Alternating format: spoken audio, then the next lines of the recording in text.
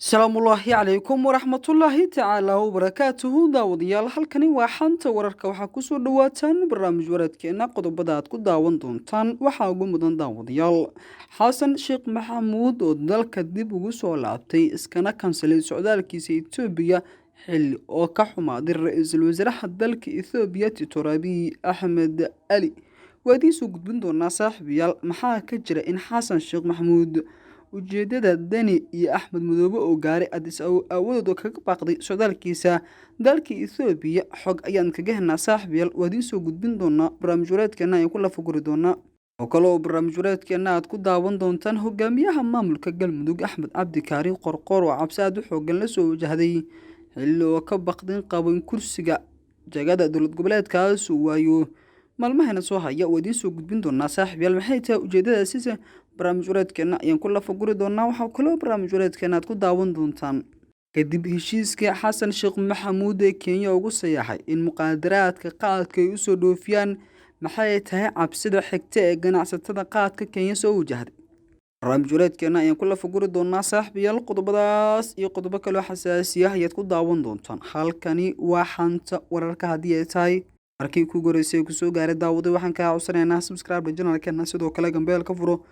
wararka warbixinada wareysiyada aan usoo dhignay ay kuu soo gaaran daawaday haddii aad ka mid tahay saaxiibadeena qaaskas waxaa naga xasuusina muuqaalkan sharelexar qaybta hoos aragtaadana gureeb waa inoo muhiim daawaday si asxaab wanaagsan odaygoo kale aanu helno mahadsanida aan ku bilaawno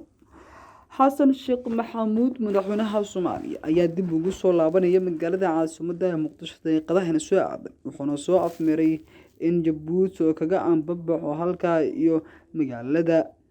adis ababa ee caasimadda ethoobiya balse xasan ayaa gebi ahaanba kansalay ujeedadaasi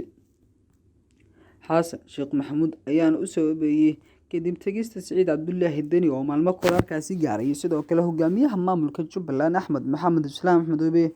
oo garab weydiistay hogaamiyaha maamulka amba xukuumadda ka dhisan adis ababa ee majra u ahayo abiy axmed cali daawadayaal xasan ayaana iska kansalay socdaalkiisii amba safarkiisii saddexaad dibadda uu ku tegi lahaa dalka ethoobiya waana dalka qoraa geeska afrika ku yaala marka laga soo tago uganda ee u dhiman xasan sheekh maxamuud in uu booqdo tan iyo markii la doortay 15 bishii shanaad sanadkan 2022 xasan sheekh maxamuud ayaana noqon kara in culays aada u xoogan ay kasoo wajahday etoobiya maadaama raggii mucaaradka isla ahaayeen 5 sano ee tagtay cagahana ka hayay madaxweyne maxamed cabdulaahi farmaajo ee iska soo horjeestay madaxweynaha qaranka ayaana markaan wuxuu ka cabsi qabaa maamulada jubbaland iyo puntland ee laga soo dhisaya adis ababa in culays aada u xoogan uu ka arka xukuumaddiisa iyo shaqada horkale hirtaalo xasan sheekh maxamuud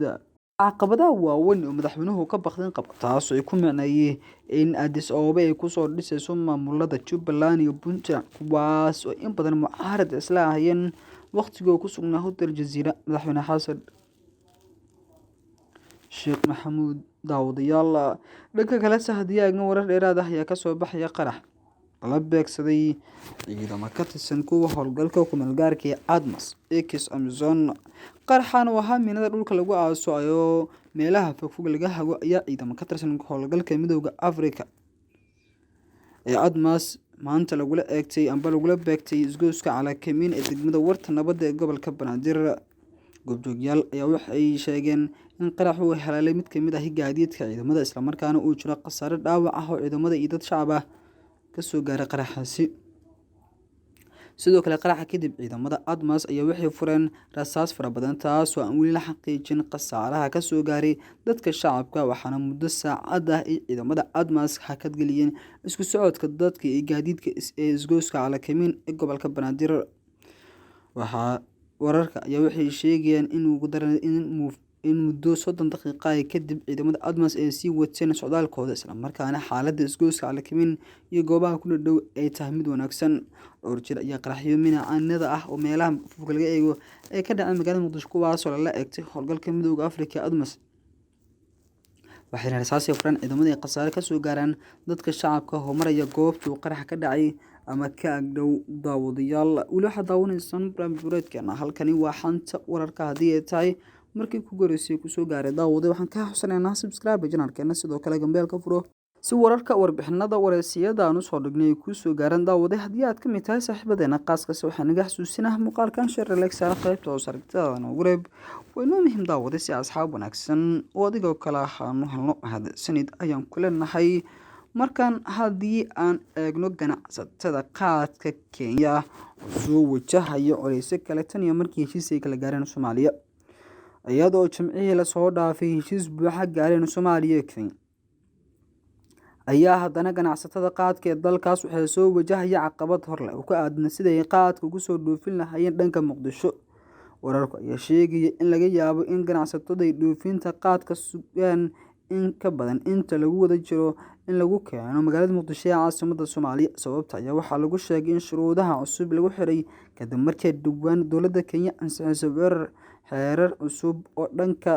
dalagyada beeraha ah ganacsatadan iyo beeraleyda oo hore u soo dhaweeyay dib u fasaxidda qaadka ayaa waxay ugu baaqayaan dowladda inay dedejiso bixinta shatiyada dhoofinta sida uu dhigayo sharciga cusub ee dhawaan soo saartay xukuumadda Nairobi ee ku aadan beeraha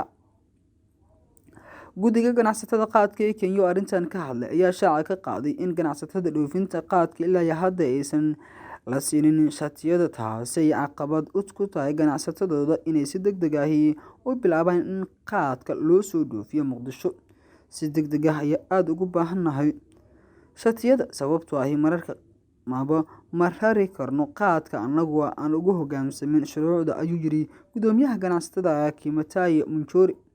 hadalkan ayaa ku soo aadaya iyadoo Soomaaliya ku dhawaaqday in dib loo furayo qaadka Kenya kadib heshiis ay wada gaareen madaxweynayaasha labada dowladood ee Xasan Sheekh Maxamuud iyo Uhuru Kenyatta oo jimcihii ku kulmay magaalada Nairobi waxaana Soomaaliya iyo Kenya ku heshiiyeen in la xoojiyo xiriirka labada dal ee deriska ah si kasta haatee caqabad aad u xooggan ayayna ka haweenayaan ama ay ka baqayaan ganacsatadu dhanka kale si faahfaahin dheeraad ah ayaa ka soo baxaya howlgallo qorsheysan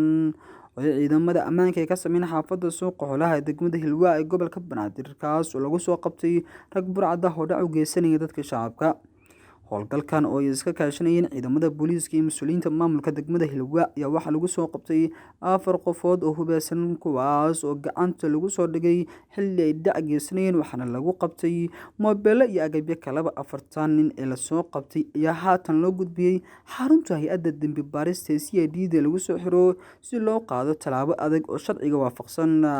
saraakiisha ammaanka ayaa shaaca ka qaadin raggan lagu joogo maalmihii u dambeeyay kadib cabasho ka soo yeertay dadka deegaanka ee degan suuqa xoolaha cabashadan ayaa dhowr jeer nooga timid shacabka degmada burcad ayaa horey waxaan u qaabanay haddase waan wadnaa howlgalka ka dhanka ilaa iyo aan ka suulino xaafadaha degmada ayuu yidhi sarkaal ka tirsan laamaha amniga warbixinka howlgalladaas naga siinayay sidoo kale wuxuu ugu baaqay dadka shacabka ah inay garab istaagaan ciidamada ammaanka si looga hortago kooxaha dhibaatada ku haya dadka reer Muqdisho maalmihii la soo dhaafay iyo waxaa caasimadda ka socday howlgallo ballaaran oo ay iska kaashanayaan booliiskii nabad sugidda kuwaas oo lagu xaqiijinayo amniga guud ee magaalada caasimadda Muqdisho oo waqtigan kala guurka iyo dowladda cusub bilowgooda faraha ka sii baxay si kastaba arrintan ayaa timid kadib markii ay kordheen dhibaatooyinka ay shacabka ku hayaan burcadda iyo kooxaha ciyaalweerada ee ka jira degmooyinka gobolka Banaadir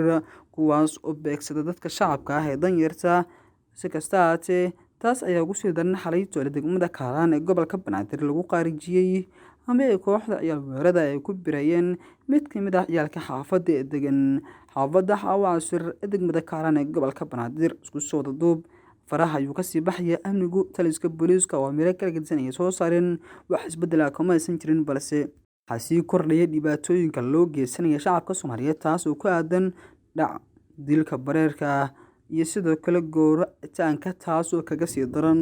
2020 ayaa ciyaalweero iyo kooxaha kaleba si aad ugu soo xoogeysteen degmooyinka cirifyada magaalada caasimadda jiro waxaana ugu sii daran Kaaraan wadajir Dharkiinley iyo Hilwaa daawadayaal si kasta haatee booliisku ayaan ku holan walow shacabka badankood ay aad u dhaliilaan tilaabooyinka ay qaadaan ciidamada booliiska Soomaaliyeed guud ahaan waanageynta daawadayaal barnaamij wareedkan aad ka daawaneyseen janaalkeena YouTube-ka xanta wararka haddii ay tahay markay kugu horeysay ku soo gaaray daawada waxaan ka codsanaynaa subscribe janaalkeena sidoo kale gambeelka furo si wararka warbixinada wareysiyada aan soo dhignay ay ku soo gaaraan haddii aad ka mid tahay saaxiibadeena qaaskasi waxaan naga xasuusinaa muuqaalkan share like saar qaybta oo saragtada nagu reeb waa inoo muhiim daawada si asxaab wanaagsan oo adigoo kale aanu helno waa ku mahadsantahay daawashada muuqaalkan intaan kan kiisa xiga kulmi doono sidaas iyo ammaan allah daawadayaal nabadgelyo.